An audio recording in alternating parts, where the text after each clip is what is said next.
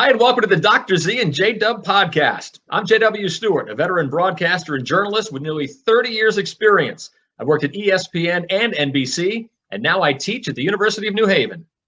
And I'm Sheahon Zenger. I started my career as a football coach at Drake, Kansas State, South Florida, and Wyoming before becoming the director of athletics at Illinois State University, the University of Kansas, and now the University of New Haven. And this is the Dr. Z and J.W. podcast.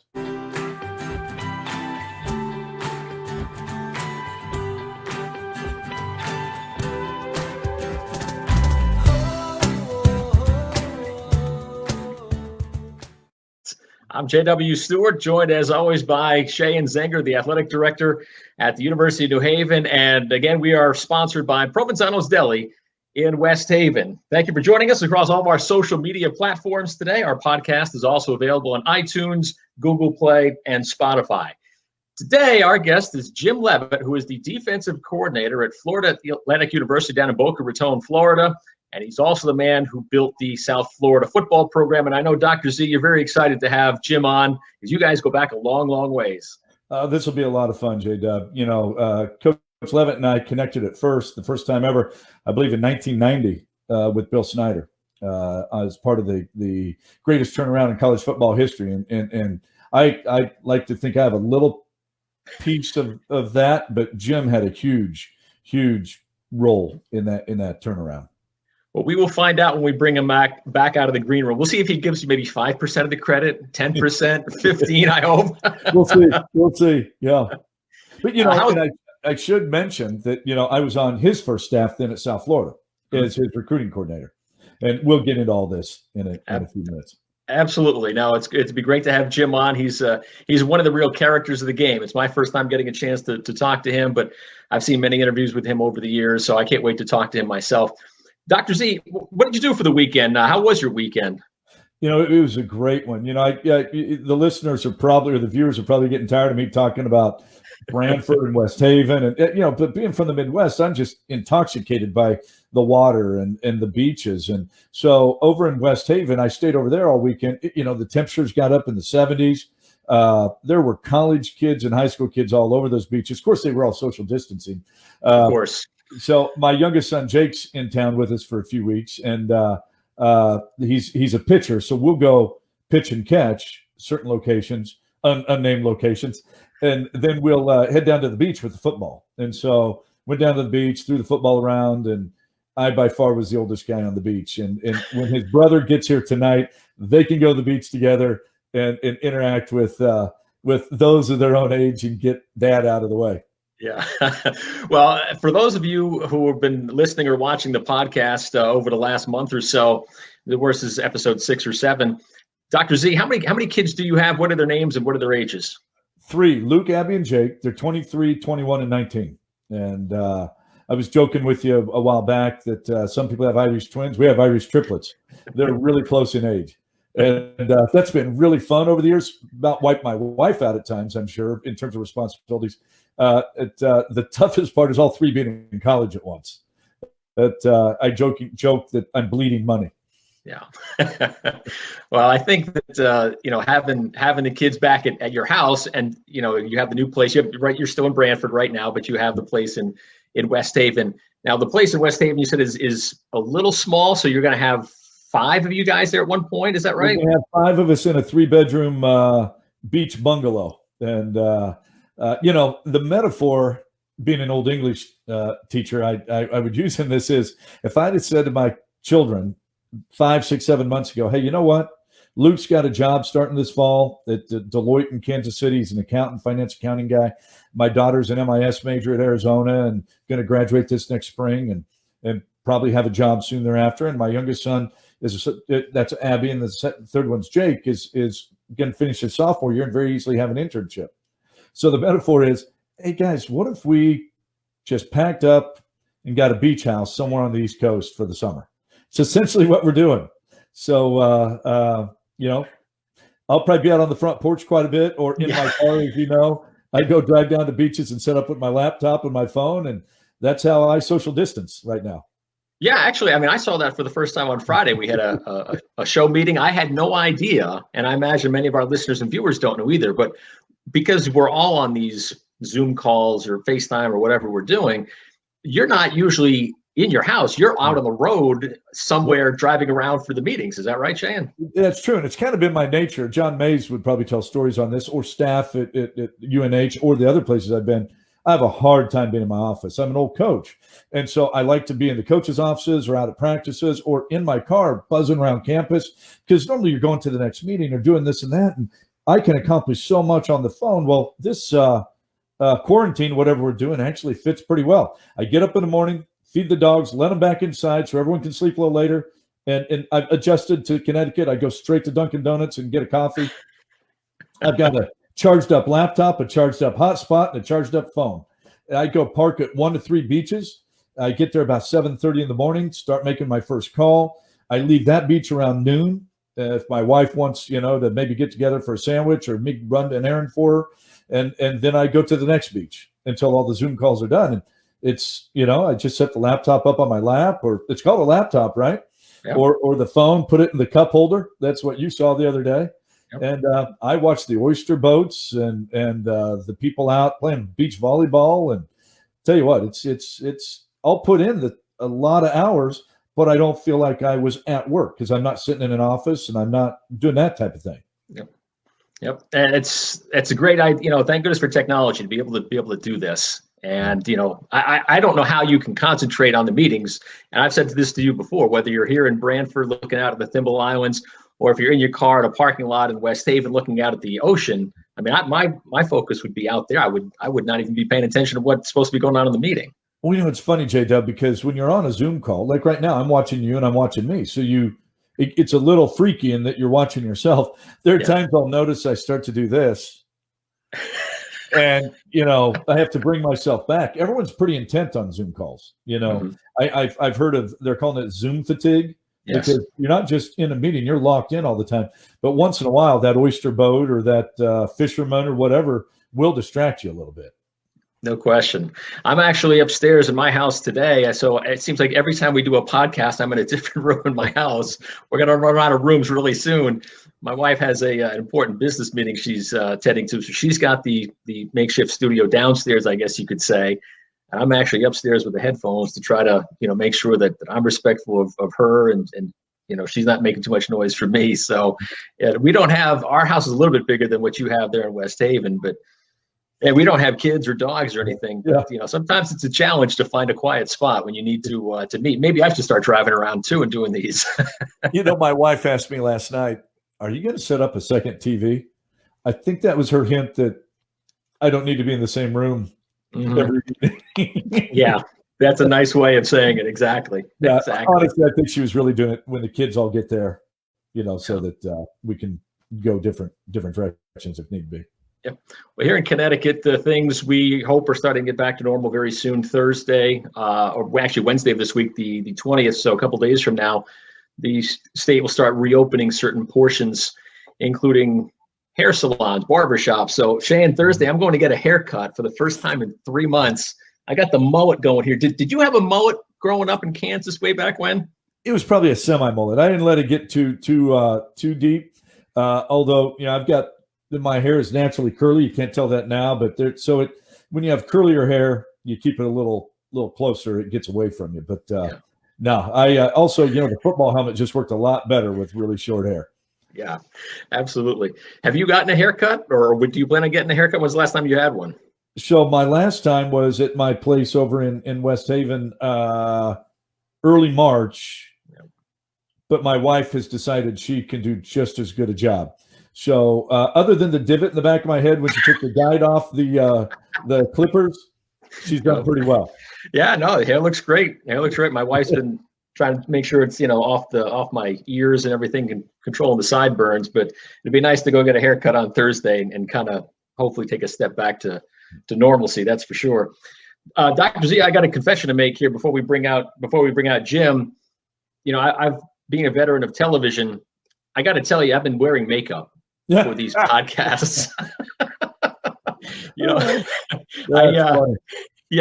I wear, being in television and this, is kind of like TV, the video portion of the podcast. Being in television, you learn to apply your own makeup. So I'm actually pretty good at that. I guess one of my hidden talents would be that I could, I could apply my own makeup. When I first started getting into TV back in the late 90s in New York, I used to have to go buy my own makeup. And I'd go to CVS and I'd buy the makeup, and the people that sold you the makeup would look at you kind of weird, like, what are you doing? Why are you buying makeup? Then I got to ESPN, and there you don't have to buy any makeup because they do the makeup for you. Sure. And then when I got to NBC here in Connecticut, it was back to doing your own makeup again. So that's one of my hidden talents. I don't have many hidden talents, Dr. Z. My talents are so hidden, even I don't know where to find them. But one of my hidden talents is that I can apply makeup. And I actually do it because, I have a couple of, what double as studio lights here. And you got the light coming in from the window. And, it's you try to look young and tan, even though I'm not outside tanning. The makeup hopefully helps in that regard. So I just wanted to let you know that not that you have to wear makeup or anything like me. I appreciate the confession. I have a nephew that's a meteorologist down in Houston, so I know a little bit about that. But I'll just go outside and soak in a few more rays and just keep getting more and more tan as the spring and summer moves on here. That's something that I have a natural proclivity toward, I guess. Yeah, you do it all natural. I got to get outside myself, get some vitamin D. But hey, it's time to bring out our first guest, and I know that Dr. Z is very excited to have him around. So, Dr. Z, I'll step aside and let you do the honors and bring out our guest. Wow, because we're going to have a lot of fun talking with Coach, and I'm so excited to get him on here. He and I visit quite a bit throughout the week and month and whatnot, so this is going to be pretty natural, but I've never introduced him. It's been I introduced him back in the day. It's been a number of years since I've introduced him, but, Coach Leavitt is just someone I have a ton of respect for. I think he's one of the great football minds in all of college football these days. He was a huge part of the greatest turnaround in the history of college football at Kansas State with Bill Snyder. And that's a legitimate statement based upon how many losses there were, followed by how many wins there were. And I believe at one point had the number one defense in the country as he was one of our coordinators along with Bob Stoops. Then he became the head football coach at the University of South Florida. I was very blessed to join him as his first recruiting coordinator and running back coach. And I then moved on to some other jobs.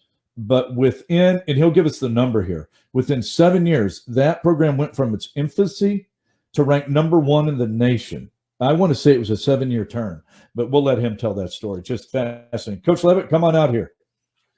Hey, go Owls. I've enjoyed listening to you guys. Hey, let me just show you. I don't know if you can see this. Maybe you can't, but that's where I'm at right now. If you can see that picture. If you can see that, see all the beaches and the water, and I'm just rubbing it in. Yeah. To all the UNH fans out there, all the Charger fans. So we had our last, we had a board meeting the end of February down in Boca. Right. And I had the good fortune of in between meetings, I went and hung out with Coach Leavitt, and he showed me all those hot spots and, walked out to the water. And you got to know Coach Leavitt and his general natural enthusiasm, especially for all things Florida, where he's not originally from. And so he's kind of back in his element. And I'm not sure there's a more beautiful place than Boca Raton, Florida. Well, it's pretty nice. There's no question. And for me to be able to come back home where I grew up not in Boca, but over in St. Petersburg, about 3.5 hours away. To be able to come back home, like I said, where I grew up, to do what I love to do, how many people get that chance to do it once, much less twice? Yeah. Because obviously at South Florida, I was able to do it as a head football coach, and very, very fortunate to have Coach Taggart allow me to come here to Florida Atlantic. And this place is something else. I've not seen many programs that have the blueprint like this place. It was pretty exciting to see what they've done there in just the last couple of years. And it was exciting for me as we're looking at growing our facilities and taking the next step to Division I. Florida Atlantic, wasn't that long ago that they were kind of the situation that University of New Haven's in. And Jim, we're going to jump all over the place here. It's going to be hard for J.W. to catch. We'll go everywhere. It's all good. Nobody will be able to keep up with us because we'll end up at Kansas State, South Florida, Florida Atlantic, and everything in between. That's right, and we've both done that. You know, our families have allowed us to crisscross this continent in every direction possible. I mean, you've been out in Oregon when I was at Kansas, and now you're in Florida Atlantic, and I'm in New Haven. And what I want to say that's again important to, you know, as we do these podcasts, Coach, we go in and out. We'll do someone from New Haven, we'll do someone who's not, because we want viewers from both inside and outside of University of New Haven. We want those associated with our school, our alumni, to be exposed to those of you out there in the greater sports world. But you had as big an influence on me interviewing at this place as anyone. And you might remember I had called you as we were having our calls during that time and said, hey, I've got this opportunity to interview for the athletic director job at the University of New Haven. And in your typical fashion, you jumped in. That's a great football school. And then you talked about Coach Palmer, who had just retired as our AD, who you coached with the 49ers. I'm going to leave that to you. I was really impressed. We weren't around each other that long, but the time we were, I was so impressed just with everything about him, his football mind, how he handled people, which is such a thing that, I was just so impressed with. And great listener and great delivery and everything he did. So it was a lot of fun being around him in that short time period, and certainly 49ers, we had a lot of success with Coach Harbaugh, and going to 3 NFC Championship games and being able to coach in the Super Bowl was a lot of fun. I wish we would have won. We were down New Orleans when that power went out, and last play to Crabtree, and some people think there was some interference, like me, and other people don't think so. But Crabtree catch that ball, I've got a Super Bowl ring. That's how close it came. It was a great game. Harbaugh versus Harbaugh was a great game. Yeah. And Coach Palmer has a Super Bowl ring from his time with the Giants as Eli's quarterbacks coach. I know I do that, and he always, it's.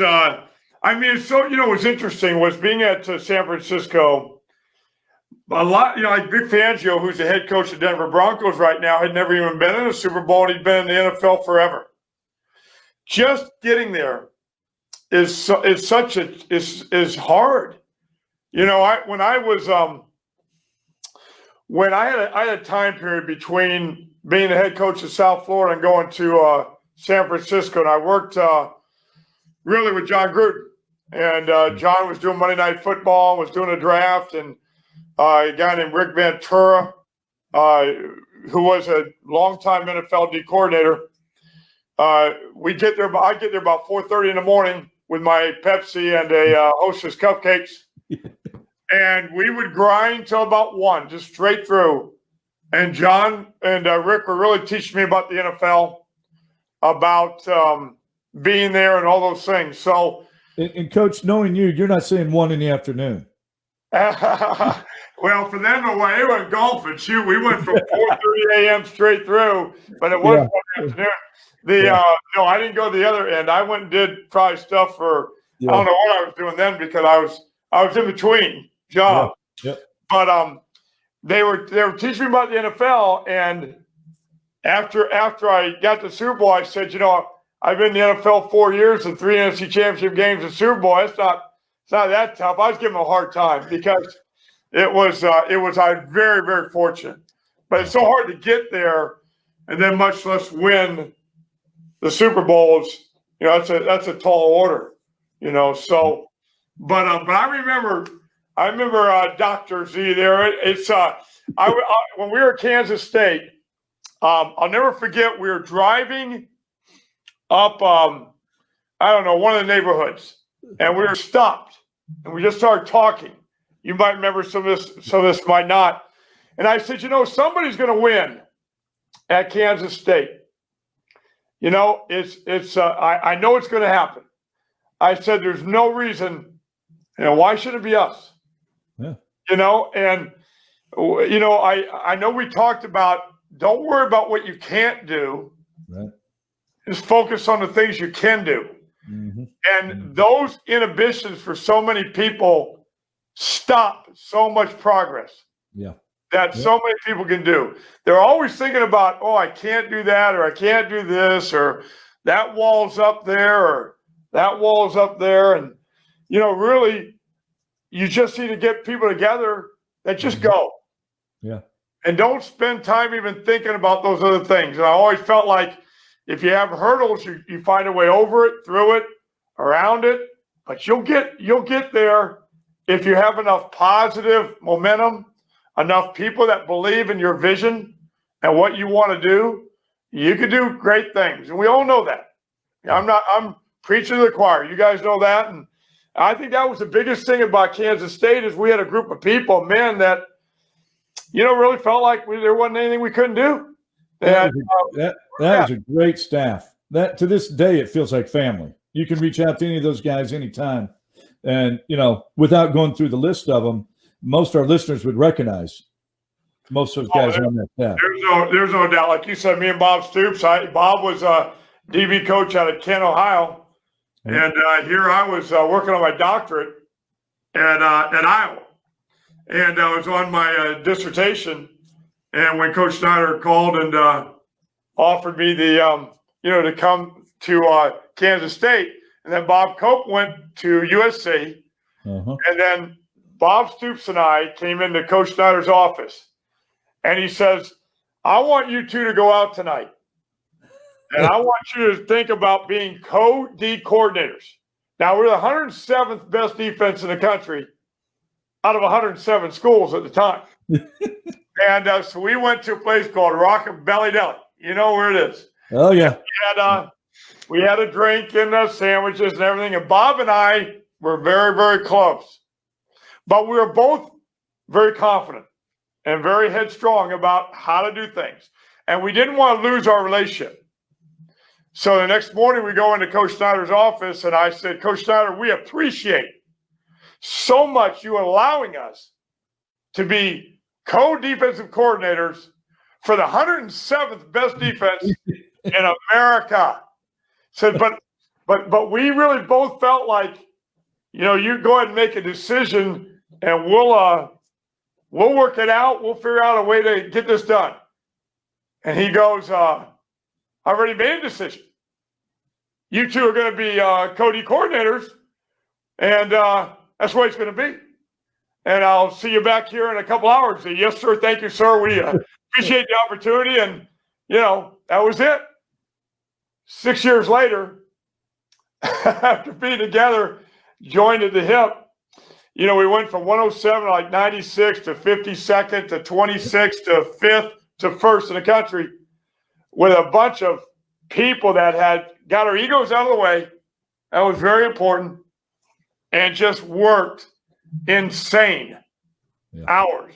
And we're so driven. And the players we had were the work ethic, overachiever type guys that were just so driven.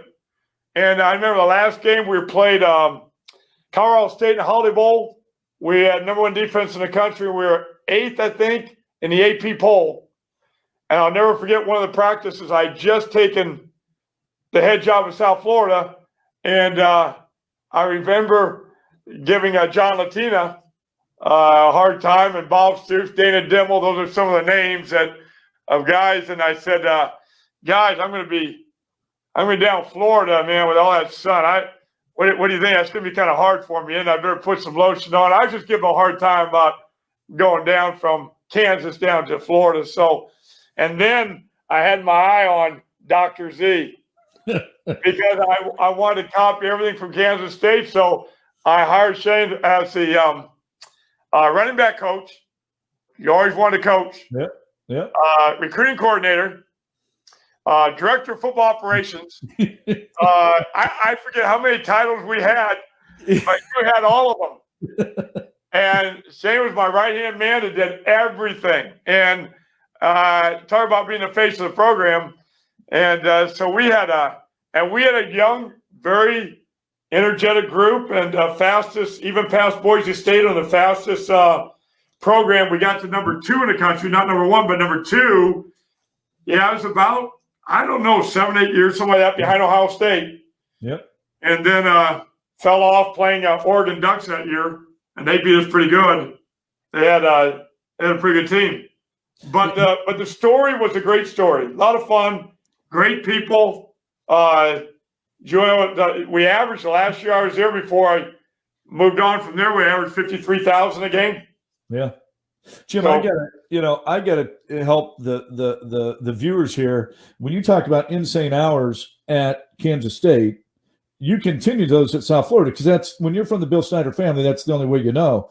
And so people would ask, well, how late would you work? And tell me if my memory's right. It seemed like Sunday, usually been there till 1 or 2 in the morning.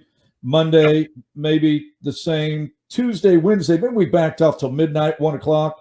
Thursday was family night, and he made everyone get out by like 8 o'clock because he had a coach's show. My job, being the ops guy at the time, though, I stayed for the coach's show with him. And then Friday, we're with the team, and Saturday, you really saw your family on Saturday night if you didn't have a night game. And then Sunday, he was well-intentioned. He protected Sunday morning for a while. Before you know it, if you wanted to keep up with him, you had to be in, because he'd already watched all the game tape Saturday night. Yeah, your coach was grew up that way too. I'm sure with Hayden Fry, and the hours they kept, and it's it was you grinded pretty good. If you have passion for what you love, and the key is to have that passion, then you work at it, and you'll probably be pretty successful at it if you have everybody together, with the same kind of passion. And we did. The key though always is you want to, you need to work hard, but you want to work smart. Sometimes we probably didn't always do that. We probably just put in hours at times, and I think that's something that that I tried to change a little bit when I was head coach at South Florida. I had so much passion. I grew up there, so I was I was going to work, but it didn't seem like work to me. Yeah. And but I tried to get everybody out of there by 11, 12 if I could on Tuesday or Wednesday. You're right. You're gonna everybody in the country, all coaches work pretty hard on your Sunday nights. Monday night, you might go till you could. I mean, shoot, it's not uncommon for people to go till 3 or 4 in the morning or just to stay all night if you got a Thursday night game, or a Friday night game. With television taking different times, you might stay all night, or at least sleep 4 hours. Try to do what you can because you love your players. Yep. To me, it wasn't always about the contract; it was about your players. And if you love your players, and you ask them, and you ask them to really invest, then to me, you need to be willing to invest for your players. And to me, that's the driving force. To me, it always has been. Jim and Sheahon, let me ask you guys, what were those early days at South Florida like? 'Cause I've heard stories you guys were working and living in trailers. Is that right? The one story was pretty bad. The first year we didn't. I was so excited because I was staying at my mom's house. In fact, I didn't have any place to live. And the first year we didn't play anybody. We had 3 scrimmages, one at Sarasota and one in Clearwater High School, and another one on campus. But the great story was this: there was the Super Bowl was being played, and I wasn't even thinking about the Super Bowl. All I was thinking about was getting South Florida going. So I didn't even think the Super Bowl was starting like at 6 at night and going till 10 or whatever. I don't know. My mind was out of it. I thought it was at 1 or something. And I called all the coaches. Now remember, we weren't even going to play that fall. We weren't even going to play, and this was in January. I called all the coaches. I said, well, listen, let's meet. We're going to meet. I was oblivious to the Super Bowl. I said, let's meet at 1 o'clock or something. Coach said, yeah, the Super Bowl. I go, what am I thinking? I'm so sorry. Okay, let's meet at 10 tonight. This is a true story. I was out of my mind. We were going to meet as a staff in a trailer at 10 at night after Super Bowl. And we weren't even playing that fall. And then I think somebody got to me and said, Coach, you think we could have tonight off? I said, yeah. I said, I'm sorry. What was I thinking? But that was true. We didn't have any locker rooms. We didn't have any wash machines or dryers. We didn't have any sprinklers. We didn't have any goalposts. We didn't have any of that. We didn't need it. We didn't have any players. I mean, we didn't have a secretary. We didn't have a place to meet. All we had was a vision to start football. And I remember we all got hired. I said, well, we've got to have a camp. How are you going to camp? You don't have any equipment. And I said, well, I remember going to a high school coach and asking if we could borrow their equipment to have a camp. And then we had to line the fields ourselves because we had nobody was going to do that. We didn't have any managers or any. I mean, we had nobody in sports medicine. We didn't have a strength coach. I remember our first strength coach we hired for $500. And that was interesting. Good guy. But we had nothing. In the first trailer I looked at, Paul Griffin, who's one of the great ADs of all time, he showed me a trailer, and he goes, I think we can get this trailer, and it's not going to cost us nothing. Well, the problem was the trailer didn't have a floor.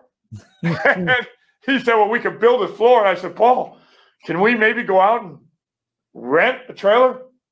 Okay, we'll let you do that. The budget was $60,000, but we didn't even have a field, so I had to get sprinklers to water the grass, and because of unions and everything like that cost us $60,000. So it was we couldn't fly anywhere. We just recruited around there, and I could go on and on.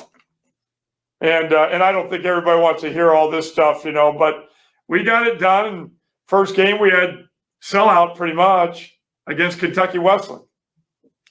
So, that was and I got to ramble on this part. You got to hear this. This is a good story. We were going to play Kentucky Wesleyan, had 50,000 whatever. Wait, how about that? 50,000 people watching Kentucky Wesleyan. Yeah, and they busted all the way down, which was great. We paid them $20,000 to come down and play us. Yep. I remember because I was negotiating the deal. And right before the game, we're in the old sombrero. And this is like it just is happening now. I'm talking to Leroy Selman, and I'm saying, Leroy, look at this. This is great. The lights went on. We got a big crowd. We're about to play a football game. And we had a kicker named Riggs that came up to me and said, Coach, we got a problem. And I said, we don't have any problems. Everything's going well. I said, Leroy, 1 second. I said, what's the problem? He goes, we forgot the kicking tees. We forgot the kicking tees. So I'm sitting there thinking, how can you forget the kicking tees? You're the kicker. But I'm thinking about so many things about buses getting there, all the coaches, players. I never thought about not having kicking tees. Yeah. So I thought right away, now how am I going to resolve this? I can't go up to the head coach of Kentucky Wesleyan and say, well, how was your trip? You got here okay? You got here on time? Hey, by the way, do you have an extra kicking tee we can use? And I couldn't do that. And then I started thinking, I asked Leroy, I go, Leroy, you played your Hall of Fame. Do you know where you keep the kicking tees in the old sombrero? Well, he goes, I don't know. I'm a D lineman. I don't know anything about tees. We got Bobby Pascal, who got a group and said, Bobby, we don't have any kicking tees. Drove to a sporting goods store to buy a kicking tee to bring it back. Okay, it's a true story. You can't make this up. And then I'm thinking, well, wait a minute. I can't go out there and, have our kicker go like this in the dirt and put the ball down. So I got a hold of our Chad Barnhart, was our captain. I said, Chad, this is the most important coin toss you've ever had in your life. And he goes, what do you mean? It's coin toss, coach. Fine. I said, no, you don't understand. You have got to win the coin toss. And when you do, we are receiving. We're not kicking off, trying to buy time to go buy this tee. So he wins it. We return. They kick off. We get the ball. First play, boom. We throw the ball for 15 yards.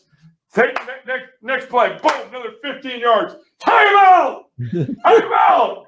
Chad comes off field, goes, Coach, we're smoking, we're rolling. What are you kidding me? Chad, you got to run the ball. I want to get balance in our offense. I want to make sure that we really don't, we just throw it all the time. I'm sort of thinking I got to buy time because if we score, we could go for 2, but we got to kick the extra point, and then we got to kick off again. So that's we ended up finding the tees, ended up working out, and we won 80-3. So it worked out pretty good that night. There's stories like this all over the place. We're starting a program. And New Haven almost had us. They were pretty good. We played them. And in our early years, and wow, tough team. Yeah. Tough team. We ended up winning the second half, but it was tough. So you can tell I can ramble. Oh, this is good stuff, Coach. This is about a lot of different things, and but Florida Atlantic is great being here, and 35,000 students, 1.8 miles to the beach. We're in a $50 million facility right now, one of the fastest moving young programs in the country. And Coach Kiffin and his staff did a great job, won the conference 2 out of 3 years. All kinds of applause goes to Howard Schnellenberger for getting a stadium built here on campus and help starting all this. And the community has been great. So, very fortunate to be here.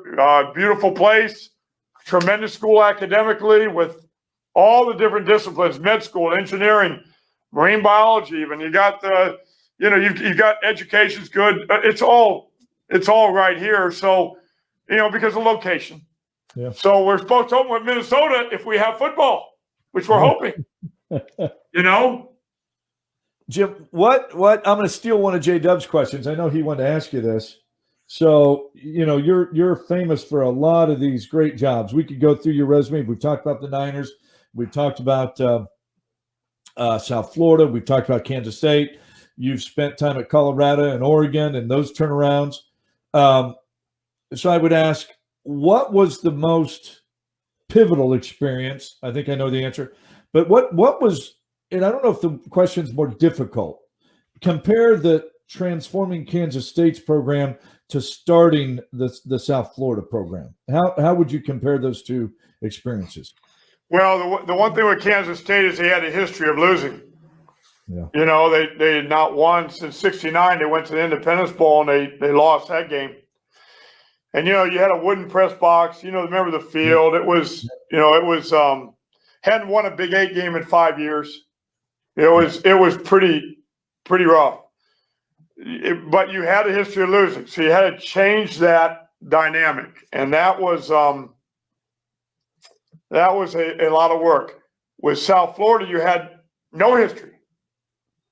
You didn't have a history of winning or losing, so it's a little bit different dynamic. Both places, you work very hard. Love and discipline were always two key words that I've always used, and those things are just a real factor. With accountability with players among each other, and just you have to work so hard from every piece of the program. And at Kansas State, I certainly copied everything Bill Snyder did at Kansas State. We copied it at South Florida verbatim. I used to get more things from Joanne as secretary than from Coach.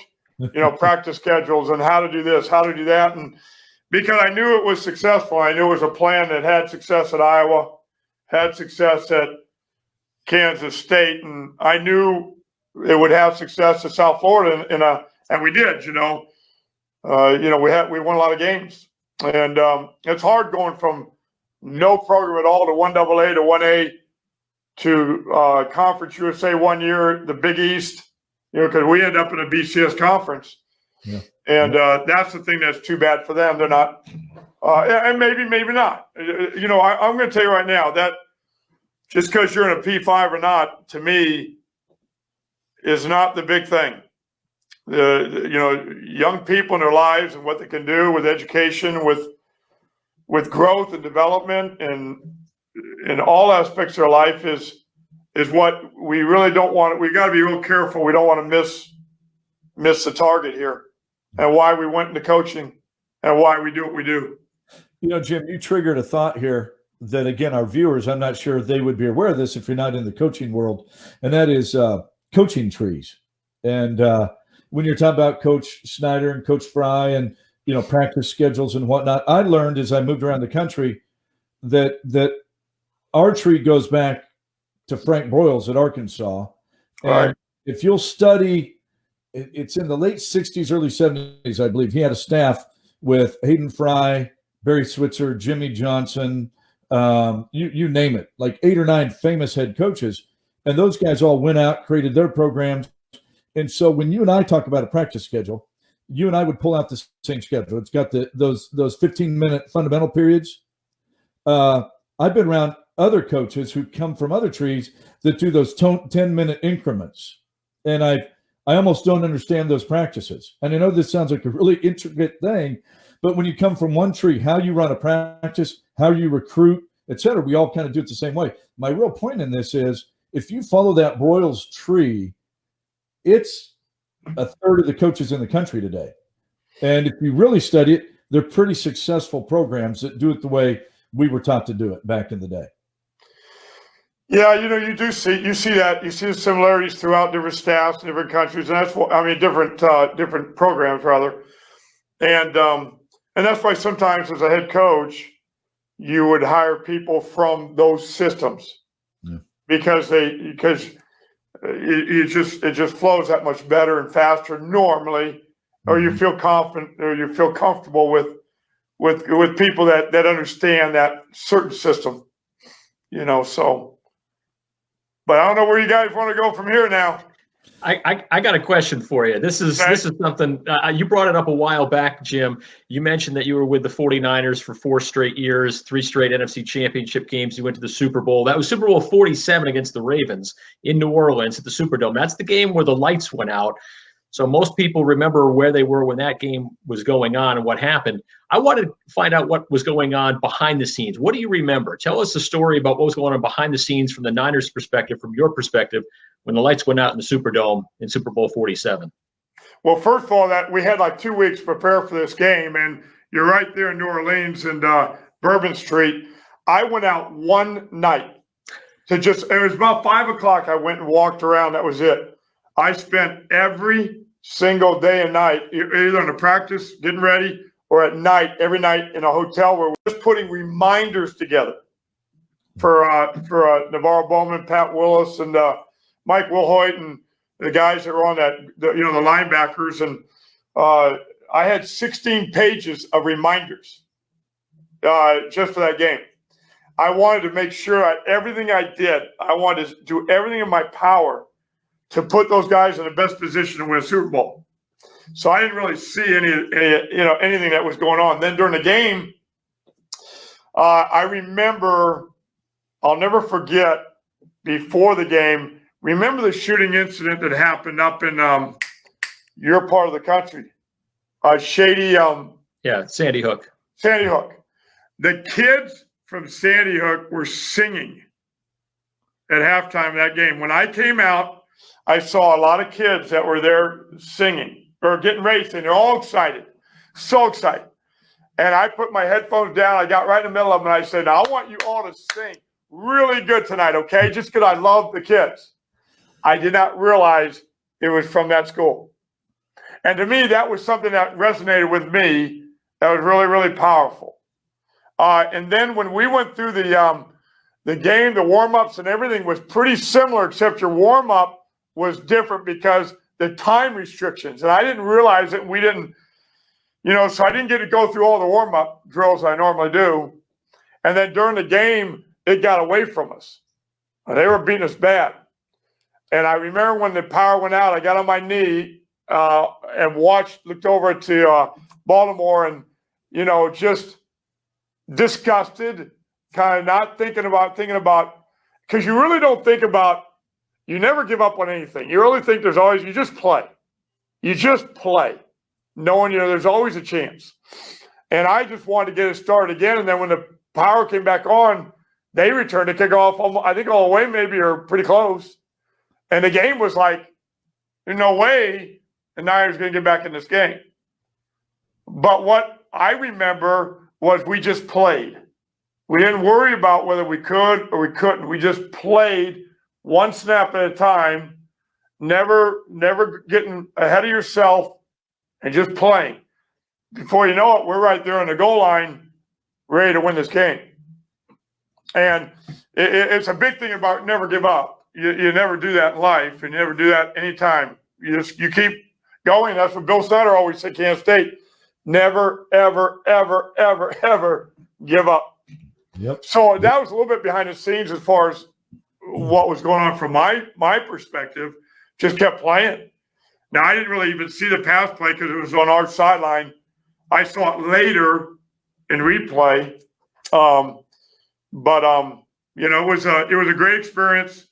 Sure would have liked to have won the game. But being there is pretty special too. Jim, earlier you were talking about Pepsi's and Hostess cupcakes. Sheahon, I want you to tell us the story of how Jim somehow beat you guys in a race with his diet. So he probably doesn't remember this. You know, when we were together at Kansas State. Tell the truth. The man can go through a 12-pack of Pepsi's in a day. That's true.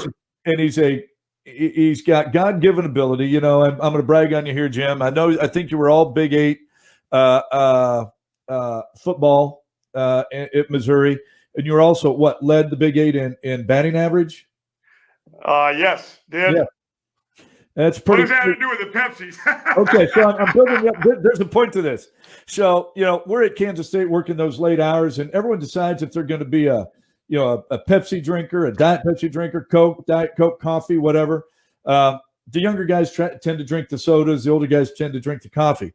Well, we get down to South Florida, and there's so many stories about South Florida. You know, Jim took a budget that was meant to hire 3 or 4 coaches and split it over a whole staff. And we all went there and loved. I went for half what I made at K-State. In between, I'd gone to KU and gotten a graduate degree for 4 years. Promised my wife I'd provide better. 4 years later, I went for half. But it was $90,000 was our salary pool for all 10 coaches. Unbelievable. Not 1, 10. Yes. So our wives went to work. You know, we lived on whatever. We had coupon cards from different restaurants that sponsored us. We'd always go there. We ate at those places. You know, there was one of these places was famous for wings. I remember we had a table like Jim's sitting at right now, full of wings. And one of the coaches looked at Jim and goes, "Hey, Coach, can we order a sandwich?" We'd been living on wings for months. And Jim was disappointed. We were so excited about the wings, you lost track. Now, back to the Pepsi. So one morning, Jim looks at me because I was kind of known for being pretty consistent, working out and whatnot. And although I learned down there it's better to swim than to run in the summer. It's unbearable. Jim wants to go for a run. I think it was the lunch hour. And I'm thinking, okay, I'm in pretty good shape. I'm swimming or running every day. I know Jim's a better athlete. This might be my chance. So like 8 of us go out for a run. And he's drinking all these Pepsis. Well, I'm kind of setting the pace for the first few miles. I don't know. We're honing in on the football complex, the trailers. We got about a mile to go. And Jim's kind of running there at the front with me, maybe one other guy. And all of a sudden, he just looks at me, cocks his head over like he does when he runs, and see ya, and he is gone. No one, we couldn't see him. He got to the trailers 5 minutes before the rest of us. And I get to go, what the heck? I work out every day. I kind of try to watch what I eat. You suck down 12 Pepsis a day, and you can just kick our butts in a flash without even thinking about it. This isn't right. That was a while back. Not anymore. Well, but that's also why you were all Big 8, and I was the journeyman option quarterback floating around at schools you can't pronounce. You know? Oh goodness. Well, you guys, it's been great. So I could go for a long time, but we probably got to get Florida Atlantic going here pretty soon. Well, knowing you, Jim, you've got X's and O's going, and you're going through recruiting like nope. You're the most passionate recruiter I know, and that's a whole nother podcast to talk about that. I've known you to mow a yard with a kid, just to walk up and down as he's mowing a yard to be spend time with him. I think it's illegal now. You know, Coach Snyder would send Jim down to Florida and tell him not to even come back for official visits unless he had kids from Florida back here because it was a waste of our money. We were better leaving him down there and just recruiting 24/7 every day. I mean, that's where, you know, when you talk about the genius of that man, he did things differently from other people. You know, the traditional style would have been fly you down, fly you back. But, man, he knew your value of just being down there full time. And it paid huge dividends. as we started to get those kids out of Florida that helped us with that. We didn't have enough money to fly me back. The other side of it, I was leaving that out. Yeah. Well, listen, guys, it's been great. It really has been. I mean, I really appreciate you checking in with us. And, we'll do it again and have Brock give his story. I'll tell you, you got quite a story here. I don't know. Brock, thanks for getting Coach set up there with all the technology. We appreciate that. Yeah, I wouldn't be able to do it. Yeah. Well, Jim, Jim, thanks for joining us, and best of luck to Florida Atlantic University this season. Well, thank you. I appreciate you guys. I really do. I really, really do. Thank you. Go Owls, go Chargers. Here we go. Go Owls. All right. See ya. Yep. Thanks, Jim. And as we switch gears here, back with Sheahon, and just a reminder, those who are just tuning in, this is the Dr. Z and J.W. podcast, brought to you by our sponsor, Provenzano's Deli in West Haven. So Sheahon, there's a lot to digest. There's a lot to ruminate on, a lot to take away with Jim, and we only scratch really the surface of some of the great stories he has. But what do you take away from what he said today and some of the great stories he told us? First of all, that's who Jim is 24/7. And that's high motor, high energy, incredible work ethic, loves the kids. I mean, you can't talk to him without him. He talks about the NFL players like they're, love those guys.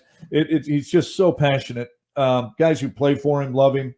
What I take away is, anytime the guys from that original family of coaches, Coach Snyder's family of coaches, get together, it's just the work ethic and the attention to detail, the tenacity, the work ethic. There's just no substitute for hard work. You can see it. Other folks are, during COVID, working from home. I'm talking about coaches doing this and that.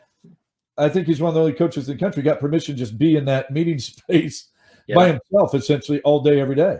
His family is back in Colorado. People think what I did here at UNH is unique in that I moved here August 15th and stayed. My family just came here 9 months later. That's how we were brought up. That's how you get work done. That's what I asked John Mays to do. He came here and left his wife and baby girl and for a good 7 months as we got ready for that meeting in Boca we referred to with the Board of Governors and talking about, vote for Division I. That's what it takes. That's what it takes to do the things that Coach Leavitt's accomplished in his career. I've been lucky enough to be a part of some programs like that, and that's what it's going to take here to do the things we want to do at UNH. Recruiting is a big part of it, as you mentioned, and certainly that could be a whole other podcast with Coach Leavitt.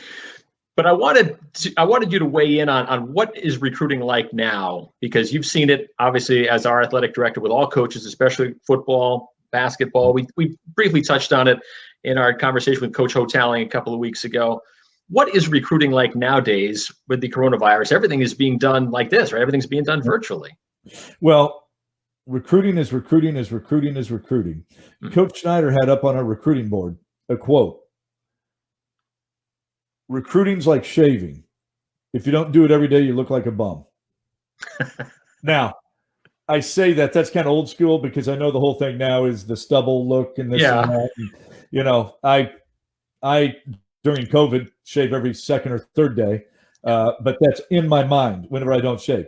But the point is, you recruit every day, and it's not just your coaches, it's your administrators, it's your faculty, your staff, everybody.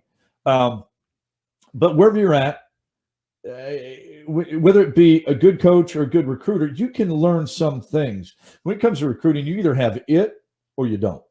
It's the it factor. It's not unlike someone who's a good fundraiser or someone's a good sales person or someone who's a good teacher. You either have you either have a knack for it or you don't. Now, I think where you're really going with this is, how are we recruiting during this pandemic? And I'm looking forward to getting, we said we're going to go inside outside, so we'll have Coach Pence on here. Pinsons, we call him Pence, pretty soon. And one of the stories we'll talk about is he's having a banner recruiting year during this time. I mean, our numbers of football players coming in here for the fall will be the biggest, largest football team we've ever had. And a lot of that has to do with President Kaplan asking us and us asking our coaches to ramp it up. If we're going to build this program the way we want in every sport, we want more numbers. We want to give more young people the opportunity to compete and attend the University of New Haven. And so I've told President Kaplan this. Maybe Coach Pinch was born for this time, but he and his staff are knocking it out of the park right now in recruiting. We look forward to talking to him on a future podcast. Sheahon, you brought up the question to Jim earlier, and you two are two of the few who know what it's like to not only build a program like at South Florida, but rebuild a program at Kansas State. You asked him the question, we got his answer. I'd like to get your answer. What was tougher, building a program like at South Florida or rebuilding a program like at Kansas State?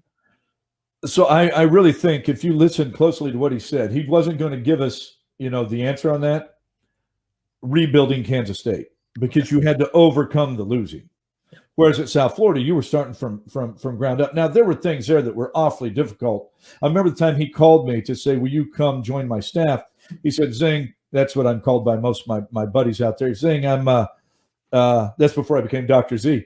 I'm trying to replicate everything we did at Kansas State. He said, today I called Joanne. That's our beloved secretary at Kansas State, who's now in her 90s.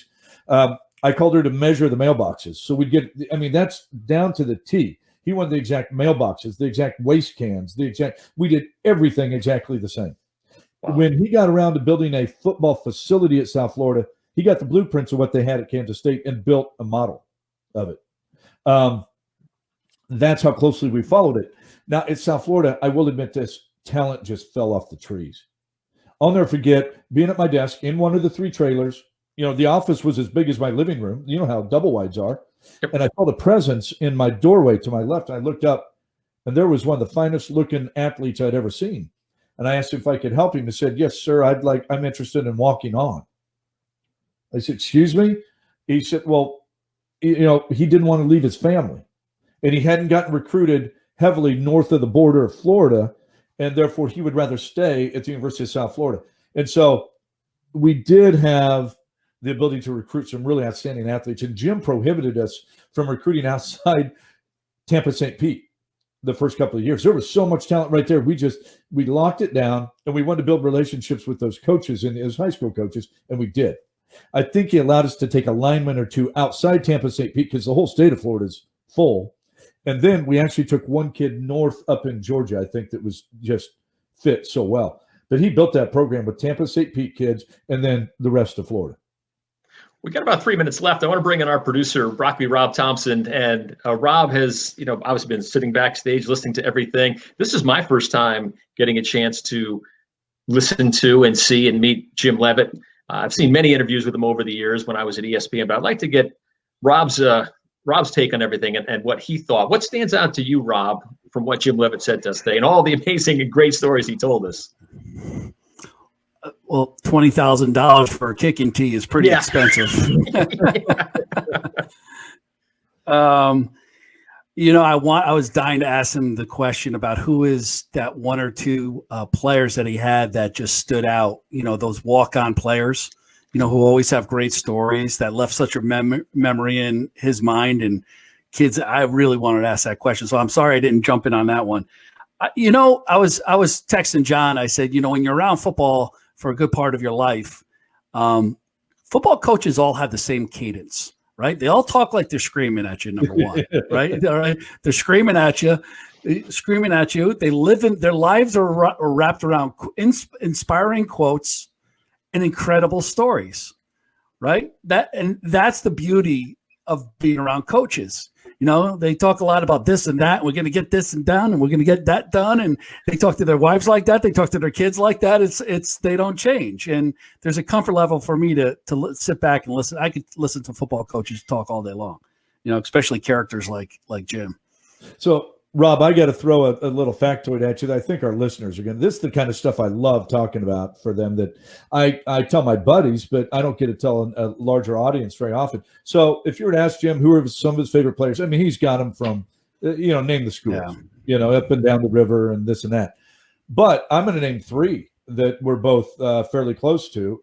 One is Kirby Hockett, who we recruited out of Sherman, Texas. I picked him up on his recruiting trip in 1989 or 90 at the Kansas City airport. Kirby's now the AD and has been the AD for quite a while at Texas Tech University and was president of the CFP this past year. Another one would be Laird Veach, who's currently from Manhattan High School, which is where Kansas State is, who's now the AD at University of Memphis. And a third one that just pops to mind, I'm leaving all kinds of great guys out, but this is just fun because they're in the business, is one that I'm extremely close to. And so is Mike Eckler, who's just a crazy coach, who's now the special teams coordinator at the University of North Texas. He's been an assistant coach, D coordinator at Indiana. He's been on the USC staff. He's been at Kansas. He's been at North Carolina. You know, that's what I mean by the family. You can talk about the coaching family of Leavitt and Stoops and Dimmel and on, all these coaches, but we've got former players who are out there in the business that we're awfully proud of and close to, that those are his position players he had an impact on. I was the ops guy at the time, so I was kind of their big brother. And, I mean, that family's tight. Well, I do have, and I'll wrap it up like this. I did a little research. So University of New Haven did play South Florida November 6th, 1999. That's back when they flying all over the country playing the FCS level 1AA schools. And they had them, USF beat them 41-27. Wow. So if I remember this game, it was back and forth, and it was tied right into the fourth quarter. Then they got one at the end. They onside kicked it, and then New Haven onside kicked it to get the ball back, and then South Florida just punched it in, with a little time left. Who would have been the head coach at New Haven at that time? I was trying to think. Pince, I think, was on that staff, but it could have been Darren Rizzi, who's a special teams coordinator, I think, with the Saints now, but he was with the Dolphins for a while. I think it was Riz who was the head coach then, but Pince would know. He's a historian. But that was no. Go ahead. We're going to get Pince on here, and that reminds me, we got to get him telling some of the history. And I know he was part of some other big games as the coordinator and so on and so forth. Huge. Yeah. He may have been on the staff. He was probably on Darren's staff if that's when Darren was here. Yeah. So, all right, guys. Good show. That was fun. Thank you, Rob. Thank you. Appreciate it. Dr. Z, any final thoughts before we sign off? This is just one of those, when you and I talked about having a podcast, J.W., these were the kind of interviews I was looking forward to. Of course, we were going to do our coaches at UNH and going to do faculty members and so on and so forth, and those are fun. But for me to be able to relive part of my life in front of people, maybe that's just a testament to getting older too. I don't know, but you're going to have some folks on here from your past as well. So I'm going to get to take a look, as will our viewers and listeners, into your past and background. But that's what we promised with this podcast, is to give Charger alumni and friends of the program an opportunity to touch so many different facets in the world of sports. And access they wouldn't get to people anywhere else, but right here on the Dr. Z and J.W. podcast. So we can't thank our sponsor, Provenzano's Deli, enough for all that they do for us. We appreciate that. And for our producer, Broccoli Rob Thompson, our executive producer, John Mays, we thank Jim Leavitt for being on. We hope to have him on the show again. For Dr. Z, I'm J-Dub. Thanks for tuning in. We'll see you next time. No Cheppy.